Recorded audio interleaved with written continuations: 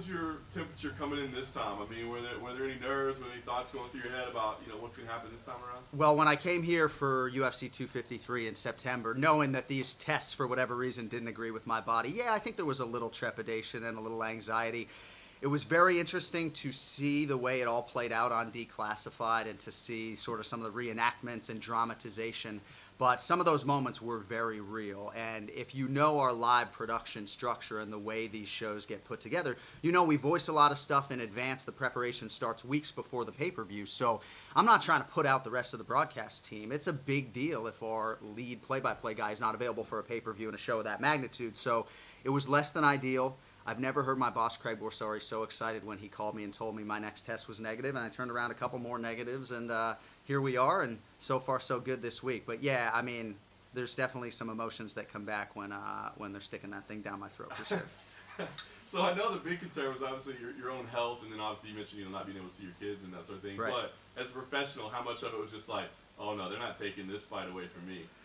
Yeah, I mean, certainly you want to work the big shows, and I'm coming up on 9 years with the company this month and almost 50 straight pay-per-views. So, yeah, you want to work the big shows. I mean, that's really what it's all about. But I cut my teeth, as you know, with you, boots on the ground across Brazil for years and years, learning, the secondary fighters and the bottom half of this roster, for lack of a better way to put it. So, I think it was really just thinking about John Gooden and my backup at the time and all that was going to be put on his plate. I mean, dude, I'm literally in my room typing John Gooden's name in my fucking scripts. Like, literally, hi, I'm John Gooden, welcome to UFC, whatever it was. So it was real for a while. But, I was thankful to be able to call a fight and a card of that magnitude. And I think the thing that was really sticking with me was, man, I'm going up to the 5th floor for a 14-day mandatory medical quarantine. And then I got to somehow turn around some negative tests to get home to my kids. So it was anxiety-filled for sure, but I think these things harden you and really just make you mentally tougher. I could use all the mental toughness I could get, John. So.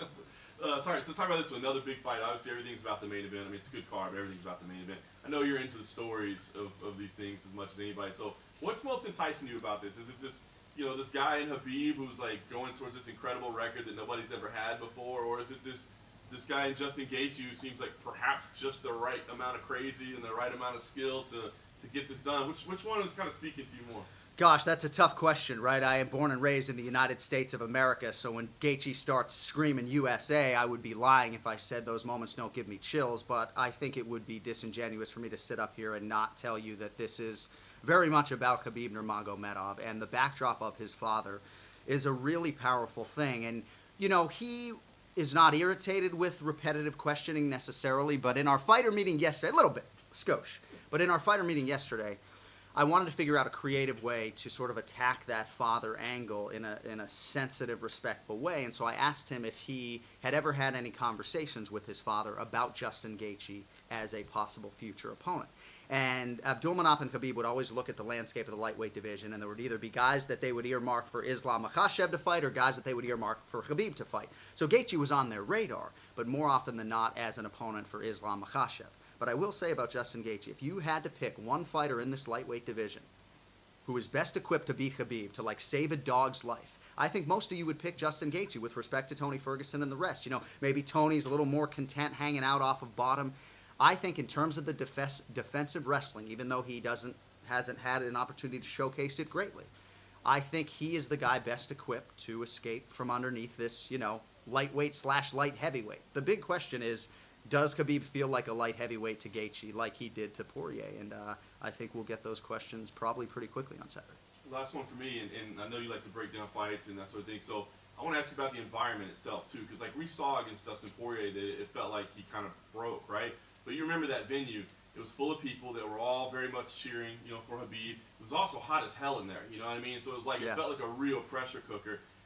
Inside the Apex, it's almost cold. There's no fans, or inside I should say, right. Flash Forum. It's almost, it's cold. So is this a better environment, I wonder, for Justin Gaethje? Do you think that's a factor at all in this fight? I think to dismiss any of this stuff as a factor is pretty ignorant, right? You're absolutely right. This is the coldest broadcast environment I've ever called fights in. So for us, it's a dream. We feel like there's a hockey rink below us. But there have been some fighters who have absolutely excelled in this climate and others who have not. Imagine being Dominic Cruz. You haven't competed in 4 years, and you're walking out to an arena, and you can literally hear a pin drop.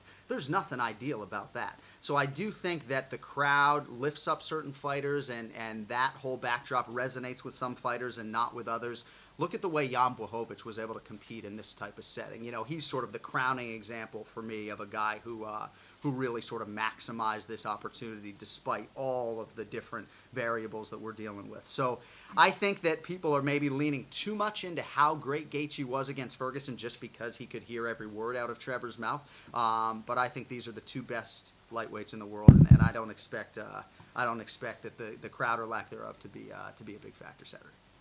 Going off that, obviously everyone wants to see the fans back in the world get back to normal, but do you think there's something to be said that maybe we should at least appreciate this period in time with no fans, because it doesn't take away from the sport in my opinion, but it does add a different aspect to it? Do you think maybe we should actually enjoy the fact that for a while we're seeing high-level fights with silence? Yeah, I mean, I think that's a good way to look at it. I think we all in general in life should probably be leaning more into the positive than the negative. I get asked oftentimes about not having a crowd as an announcer, and certainly when I go back and watch film and I hear some of these championship calls without that accompanying crowd response, it does sound a little bit anticlimactic.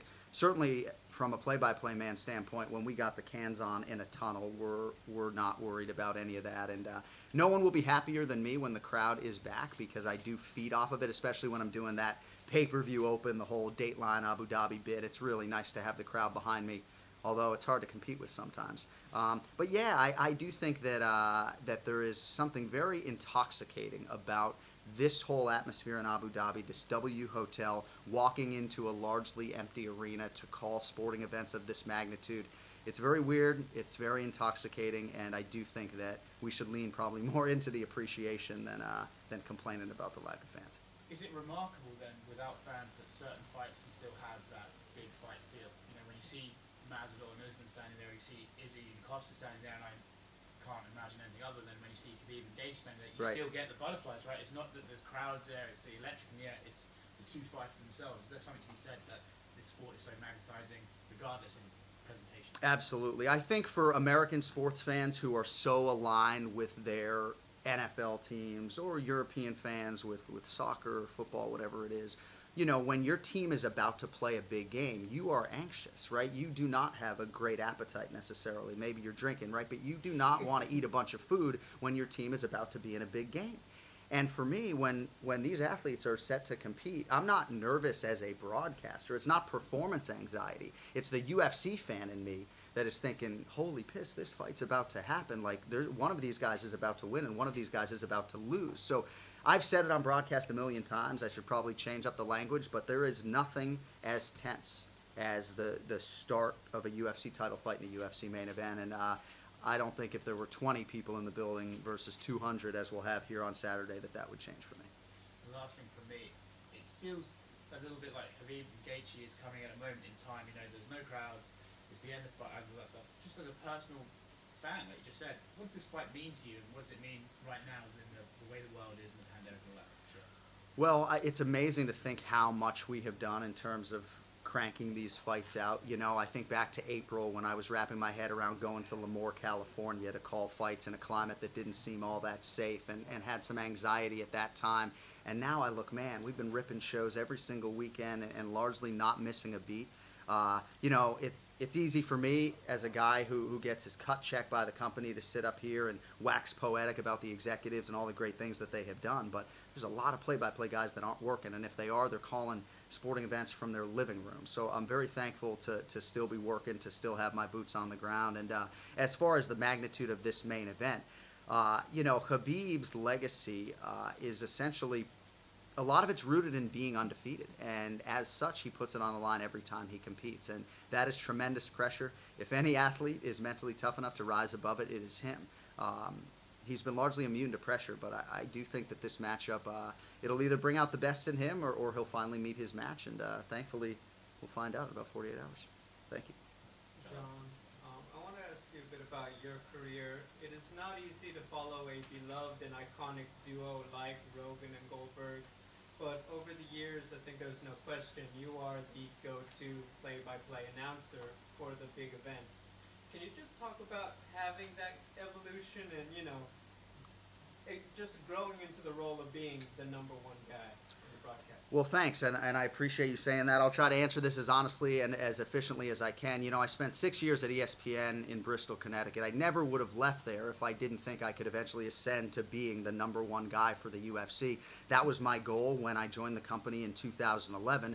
You know, I didn't pull Goldie aside and tell him that was my goal, but I thought that I could eventually ascend and either work with Joe Rogan or be a part of the A-team, and maybe it happened a little bit quicker than I expected it to. But, you know, I've always sort of leaned into the preparation, and sometimes you get frustrated when people always talk about how hard you work. It's like, yeah, oh, Anik, he just works hard. It's like, well, am I any fucking good, or do I just work hard? And so at times I got sick of everybody saying, oh, he just works hard, you know? And so finally when I got elevated, said, all right, well, maybe there is some skill there that's allowing me to take this next step. But again, you know, Joe Rogan is an icon, and to sit to his left for these shows is not lost on me. I have a weird clause in my contract whereby they can terminate me without cause at any time. So when I tell you that I got to earn that seat every show, not unlike a fighter, that's the truth. And I treat it that way. You know, I got to go earn that seat for UFC 255 next month. And that approach hasn't failed me yet. A lot of people think the way I handwrite my fighter cards is antiquated. That hasn't failed me yet. But I'm really trying to, as much as I don't want to always keep my mouth shut, keep my head down, and, you know, just focus on the magnitude of these shows, because honestly, this is nothing like calling a college football game. You know, these shows are just such beasts. Every time we do them, the amount of hours of prep, 7.5 hours on a headset, and I think if I don't have my head in the proper place, there are plenty of guys who want to come take my job, hundreds of them. So we'll see if they can do it. Was there a particular point or just instance where you kind of turned that corner? Obviously, you know, you're on the broadcast, you're calling the fights for the smaller shows, and was there just one that was like, you know what, I've reached that point, I'm ready for them to bump me up at this point? I don't know if there was a specific fight. Certainly a year into my UFC tenure, I got a call to do UFC 155 in December of 2012 on short notice. So I think I got a call on Christmas Eve to go over to the audio guy's house and revoice the whole show. And so I think that kind of being thrown to the wolves helped me when eventually I ascended to pay-per-view, because I had done one. But I just think the volume of shows, you know, from the minute they hired me, I was doing half the shows. I was actually doing more shows, you know, than any play-by-play guy from the moment I got hired. So those repetitions were hugely helpful. When I go back and listen to some of my early calls, bro, I mean, I cringe, you know. I think my voice was a full octave higher at that point. I've had a lot of voice damage over the years from video games and other things. But I don't know that there was any specific moment, but certainly my confidence has grown, and I wasn't nearly as confident, you know, when I did Bellator Season 1 in 2009. I remember walking to the arena like, dude, they got the wrong guy, man. Like, I'm a stick and ball guy. What am I doing here? But thankfully, repetitions and age, you know, give you the confidence to do the job you're entrusted with. Final one for me. I know you were also a broadcast teacher, if I'm not mistaken, before UFC and Right. everything took off. You know, now you have students who are saying, I want to end up sitting next to Anik on the show. What's your advice to those young broadcasters coming up now? I do appreciate that, and I think my foremost passion is probably teaching, or I guess probably gambling, but a close second to gambling would be teaching. There's so many little bits of advice, but the number one thing I always say, and it may sound trite, but you have to be ready at all times. So translation, if you're listening to this, start a podcast tomorrow, start a blog tomorrow, because you don't know when your opportunity is going to come. And if you're not ready, it's not going to happen. I remember going to ESPN Radio in Bristol, Connecticut in 2005 for an interview. And all of a sudden I had to do an audition, and the schmo knows this, live on the radio, right? Literally, they send me in to do a national sports radio update at 4:20 p.m. Eastern. And if you're not ready, like, that ain't happening. So I didn't think I was ready, but you go bang out a 75-second update, and you're ready enough, and you get the job, and you move on. So that was the biggest learning lesson for me, singularly in my broadcast career. Thank God I was ready enough to do a national sports update that day, because if I wasn't, I never would have broken that ESPN door down, and I certainly wouldn't be here talking to you guys. Speaking of gambling, you said Gaethje has the best tools to be the one to erase the O from Khabib. He's plus 270, I think, at MGM. Khabib minus 340. Do you agree with those? I think the fight is properly priced. You know, when somebody says Justin Gaethje is a live underdog at plus 270, what they are telling you is that it's improperly priced in some way, shape, or form, that He's a live underdog at that number, and he should probably be closer to plus 180. If you look at the odds history of guys like Kamaru Usman and Khabib Nurmagomedov, Khabib hasn't always gotten that Kamaru-type respect where he's minus 850 against these guys. But without having a blueprint for beating Khabib Nurmagomedov, which we don't have, I do believe he deserves to be entrenched at minus 340. I don't know how you can race to the window necessarily unless your bankroll's a lot fatter than mine to lay that price. But I do think at this point in time it's properly priced. And we did see when Khabib fought Dustin Poirier that Khabib closed an even bigger favorite than he opened. So I'm most interested to see if any Gaethje money comes in and if Justin, ends up lower than plus 270 or so. And then we've talked with DC a few times in this fight, and obviously he's not just teammates with Khabib, but like he considers one of his closest friends, and he compares it to when he calls draw and win matches. Right. If he loses, he needs a minute, and he lets you guys take over. Have you had that conversation with DC at all about like how this might play? Like, because Khabib might lose. Yeah. He might need that moment. Yes, we talked about it yesterday, and obviously it's just me and DC in a two-man booth, so I will be there to rescue him in those moments. And I do think the Duran win comparison that he brings up is appropriate in some part, but you're also talking about Duran win being 1 or 2 fights into his UFC career versus a title fight involving a guy who's trying to go to 29-0. So I do think that the emotions will be heightened for DC. Not that he's closer with Khabib than Duran necessarily, but just because of the magnitude of this fight. But this is something that we have all had to deal with, whether it's me calling Daniel's fights or Paul's fights or Dom's fights, and certainly for the teammates it's a very tricky thing. But I know Dominic Cruz, when he's had to call Jeremy Stevens' fight, he is really able to separate church and state. He is really able to focus on the fight, be objective, and then, dry his tears if need be. But I know it's weighing a little bit heavily on Daniel. He has never called a Khabib fight before, as you guys know, and I'm always there. I mean, that's the thing. I'm not the professional athlete in this broadcast equation, right? So I'm the guy who's there to sort of make those guys shine, make those guys look good, and help them out if they have a tough moment. And hopefully for DC's sake, that's not his fate this weekend. We'll see.